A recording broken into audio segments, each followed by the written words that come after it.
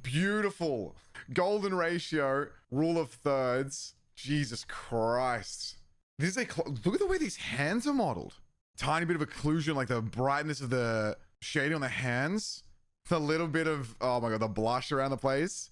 She looks so soft. These curves, the shape design of the model, the way the line work kind of thickens and oh boy, wow. This is beautiful. And there's just some random close-up of the... And for Wuthering Waves, these Resonator showcases are of course a way to get you to spend money and pull the character, but I swear to God, sometimes it just doesn't feel that way. It feels more like a short anime film rather than an advertisement. Like, I'm just being honest here. But the part that actually caught me off guard was the subtle realism. In his breakdown, Super Moxie highlighted the very close details. Things like the vein work on her hands. They even added bounce lights in her eyes, which is the way light reflects off the colorful part of the eye to make it look wet and alive. God, the modeling's so good. This is crazy. I thought for a split second that they broke here and the eye bled through. It did not. We have bounce light of her iris bouncing into the inner of her eyelashes. Who thinks to do this? What have they even constructed here? Even like the liquidy, like oozy movement of her eyes, they're so like expressive and like dead and yet strong. So cool. I should say that this is all framed incredibly well. We've got a lot of like center, right? Every shot has a centerpiece. Notice this, right? Bang, bang, bang, bang. There's a lot of shape. There's very shapely arches and toes for her character. We have like vein detail here. We have the bone detail. God, they've really gone all out, huh? Very like shapely. I would have imagined something a little more slender for her, but beautiful nonetheless. Incredible modeling, just attention to detail off the chain. Very well done, Kuro Games. It is a bit jarring to see such human details on an anime character, but it works, and it works incredibly beautifully. Moving on to the narrative side of things, we have to talk about the weight of this story, because Hiyuki is not just a very cool mommy girl with a sword. She has a deep lore and sacrifices that not a lot of people would be willing to make, even if it's for the greater good. The Miko's price makes it clear that you don't get something for nothing. Every wish Hiyuki fulfills has a physical and spiritual cost. Because of course, Wuthering Waves is no baby game. It is written for adults who understand that every choice has a consequence. The visual style though, as a couple of content creators noticed, there is a heavy Junji Ito aesthetic. And if you don't know, Junji Ito is a famous artist known for drawing things that are deeply unsettling or creepy in a way that stays with you type of vibe. We see a lot of body horror. It's like when the human body is twisted or changed in scary ways. Oh my God, dude. Oh, dude. This is very Junji Ito. Everyone's like praying. Everyone's like, please offer the blessings, Miko. Is she the one in the middle? Like a depiction of how she's being stretched thin. And all of like her veins, like, oh God. She's trying to bless everyone's wishes to come true. The wish granting Miko. And everyone is like surrounding her, but it just like eats her up. Mouth in the middle. Oh God. Yo, that's a face that's like a melting face. Wow, the art direction here is hauntingly beautiful.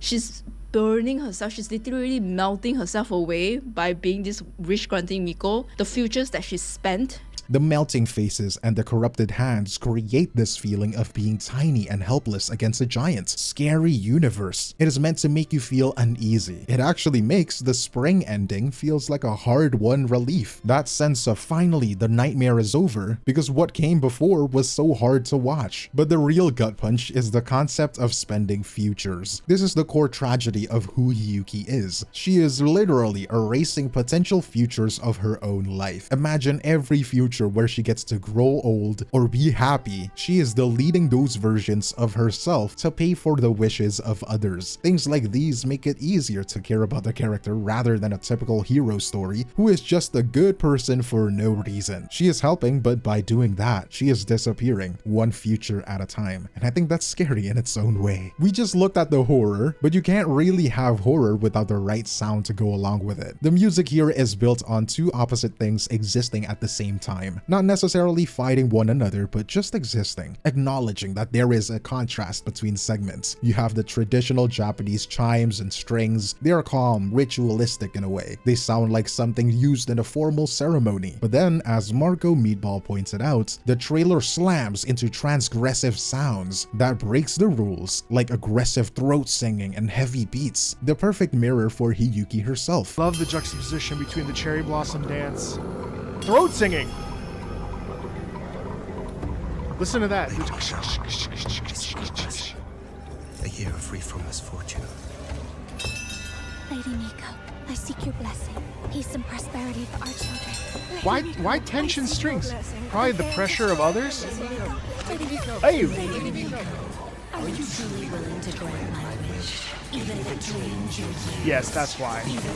The poised shrine maiden versus the warrior who fights with extreme intensity. What is actually more impressive though is the silence. As Marco observed, most trailers are terrified of a single second of quiet, but Kuro shows a lot of confidence in their sound design, the way they craft and place every individual noise. They let the wind howl or the snow crunch carry the weight of the scene. It builds tension. It feels like something big is gonna happen before the loud instruments take back over. And there is a specific mix that causes Gacha Smack and so many others immediately felt like Hiyuki's Resonator Showcase was heavily inspired by Demon Slayer. But it's not just because she is a samurai. It is very easy to make that comparison, like I'm not even gonna blame you, but it's because of the way the vocals are used. If you listen closely, the music is actually performing a story themselves. To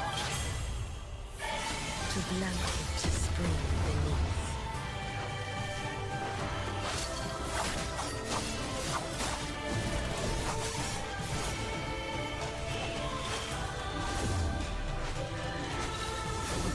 Yet, 1,000 prayers and wishes. Am I crazy or is it Demon Slayer-ish? Oh my God. I feel like we slaying demons with this one, boy. She's so graceful and elegant, but just so broken at the same time. It mirrors Hiyuki's duality. It follows her through the sound, moving from the delicate chimes of a victim trapped by her circumstances to that heavy, aggressive resolve the moment she finally makes an unbreakable decision to take control. When the people say the trailer hits different, this is why. The sound of her choosing her path. How she fights though is a completely different thing. A lot of people noticed her incredible weapon versatility. While most characters stay with one weapon, Hiyuki just works so well with swords, bows.